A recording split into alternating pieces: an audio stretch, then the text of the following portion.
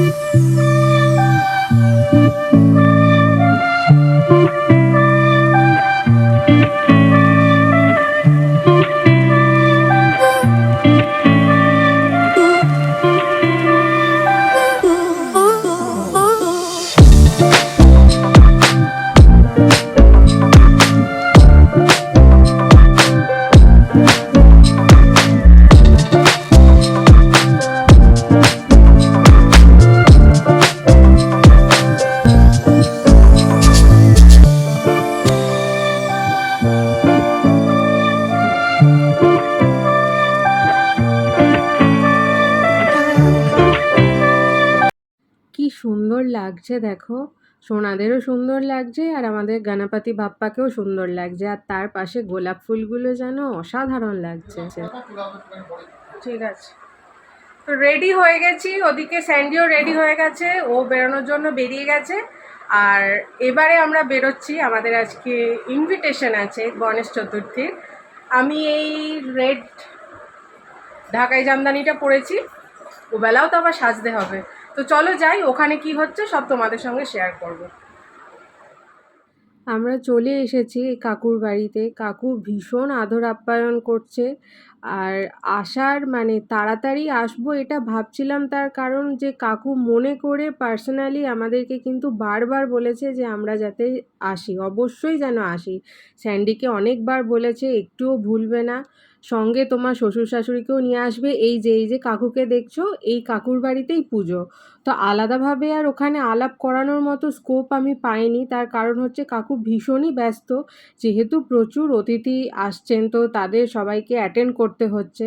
তো আলাদাভাবে আর কিছু আমি তোমাদের সাথে আলাপ করাতে পারিনি। দেখো এখানে আমরাও বসে আছি। কাকু যেতে না যেতেই বলছে যে ওপরে খাওয়া দাওয়ার ব্যবস্থা আছে, তাড়াতাড়ি গিয়ে আগে খেয়ে নাও।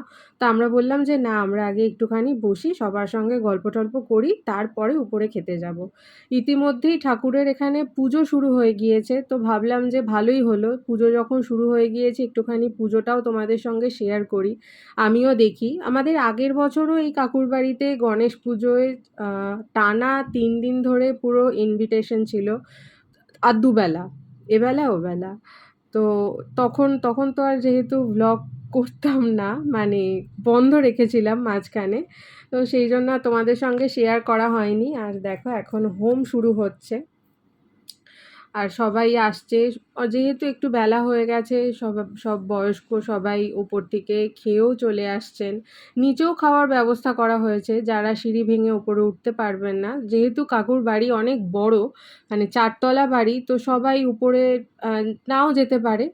তো তার জন্য নিচেও খাবারের ব্যবস্থা হয়েছে। তো এই দেখো, ঠাকুরমশাই পুজো করতে বসে পড়েছেন। কি সুন্দর লাগছে না গণপতি বাপ্পাকে? কি ভালো লাগছে। আর হাতে একটা কত বড় লাড্ডু দিয়ে দিয়েছে, দেখেছো? নিয়ে বসে আছে। আর ব্লু কালারের ধুতি, সঙ্গে আবার ব্লু কালারের পাগড়ি ম্যাচিং করে, দারুণ লাগছে। আর পাশেই ফ্লাওয়ার ভাস দুটো যেন একটা আলাদাই মাত্রা এনে দিয়েছে পুজোটায়।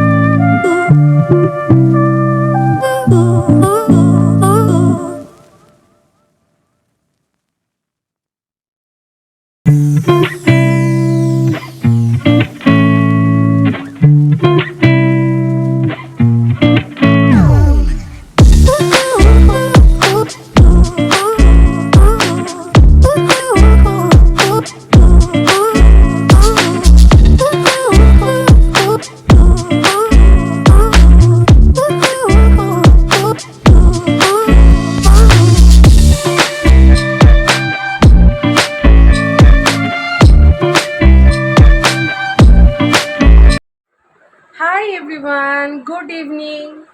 দুপুরবেলা ওখানে দারুণ খাওয়া দাওয়া হয়েছে। খাওয়া দাওয়ার জায়গাটা তোমাদের সঙ্গে শেয়ার করতে পারিনি, তার কারণ হচ্ছে প্রচুর ভিড় ছিল অ্যাকচুয়ালি তখন খাওয়ারই সময়। তো আমি আমার দিকেই দেখে যাচ্ছি। দুপুরবেলা খাইয়েছে হচ্ছে ভাত, ডাল, আলু পোস্ত, মিক্স ভেজ, পোলাও, আলুর দম, চাটনি, পায়েস। ভীষণ ভালো রান্না হয়েছিল, খেয়েছি। আর ঠাকুরটা তো দেখলেই, তোমাদের সঙ্গে শেয়ার করলাম।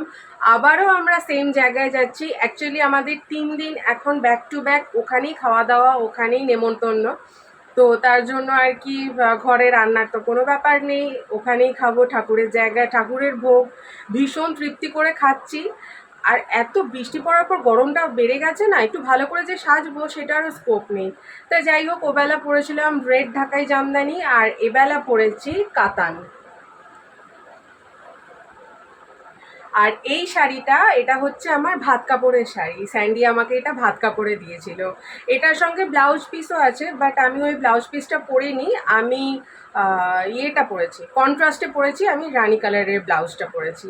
আমি জানি না আমার কথা তোমরা কতটা শুনতে পাবে, ফ্যান চালিয়েছি, কিচ্ছু করার নেই, ফ্যান না চালিয়ে একটুও কাজ করা যাচ্ছে না। তো তার জন্য ফ্যানই চালালাম। এখন আমি রেডি হয়ে স্যান্ডির জন্য ওয়েট করি। 8টা বাজে, স্যান্ডি চলে আসবে, ও এলে রেডি হয়ে আমরা এদিক দিয়ে যাব, মানে আমি আর স্যান্ডি এদিক দিয়ে যাব, আর আমার মা ওদিক দিয়ে আসবে। এখানে গান বাজনা হচ্ছে সন্ধেবেলা, অনেক সন্ধে থেকে গান বাজনা প্রত্যেক বছরই হয়, সেরকম এবছরও হচ্ছে। সেই সাউন্ডটা তো আর দেওয়া যাবে না, জানো এখানে কপিরাইটের ব্যাপার আছে। কত লোকজন হয়েছে, তবুও অনেকে এই সময়টা চলে গেছে। আমরা একটু লেট করেই যাচ্ছি, তার কারণ স্যান্ডি দোকান থেকে আসছে, তারপরে তো আমি যাব। আমি একা একা মানে যাইনি, যদিও ওখানে সবাই আমাকে চেনে। এই যে আমার মা বসে আছে, এই দেখো হাই করছে আবার। তো সবাই ওখানে আমাকে চেনে, কিন্তু তবুও আমি আগে যাইনি, একা একা যেতে কেমন একটা লাগে, তাই না? ওপরে খাওয়া দাওয়ারও ব্যবস্থা আছে। আমরা নেমন্তন্ন খেয়ে চলে এসেছি। এই যে স্যান্ডি, স্যান্ডি যা ঘেমে গেছিল, যেখানে খাচ্ছিলাম অ্যাকচুয়ালি খুব ভিড় ছিল, তো এবার ওই জন্য স্যান্ডি ঘেমে গেছিল। দেখলে মা এসেছে, সবাই ছিল ওখানে, সবার সাথে দেখা করে খেয়ে দিয়ে এসেছি। স্যান্ডি একটা কাজ করবে বলে দাঁড়িয়ে আছে, একজনের সাথে মিট করার আছে, তারপরে আবার বেরোবো। এই আমাকে আজকে এবেলা কেমন লাগছে জানাবে, হ্যাঁ। মা চলে গেল খেয়ে, মাকে অটোয় তুলে দিলাম। প্রতিনিয়ত যাওয়ার রাস্তায় এই গণপতি বাপ্পাদের পুজো হয়েছে, সেগুলো তোমাদের সঙ্গে শেয়ার করে দিচ্ছি। শেয়ার করতে করতে ভিডিওটা আজকে এখানেই শেষ করছি। দেখা হচ্ছে পরের আরেকটা ভিডিওর সঙ্গে। আর এই ভিডিওটা তোমাদের কেমন লাগলো সেটা অবশ্যই কমেন্ট করে জানাবে। ভালো লাগলে একটা লাইক করে দিও, আর আমার চ্যানেলকে সাবস্ক্রাইব করো, আর ফ্রেন্ডস আর ফ্যামিলি সবার সাথে শেয়ার করো। দেখা হচ্ছে পরের আরেকটা ভ্লগে। আর কি সুন্দর দেখো প্যান্ডেলটা সাজিয়েছে, খুব ভালো লাগছে। এখানেও একটা পুজো হচ্ছে, এটা আমার একদম বাড়ির সামনে, রোজ যাওয়া আসার রাস্তাতেই, মানে হাঁটা রাস্তাতে। তাহলে চলো, ভিডিওটা আজকে এইটুকুই থাক। দেখা হচ্ছে আবার পরবর্তী একটা ব্লগে। ততক্ষণের জন্য তোমরা সবাই ভালো থেকো। টাটা।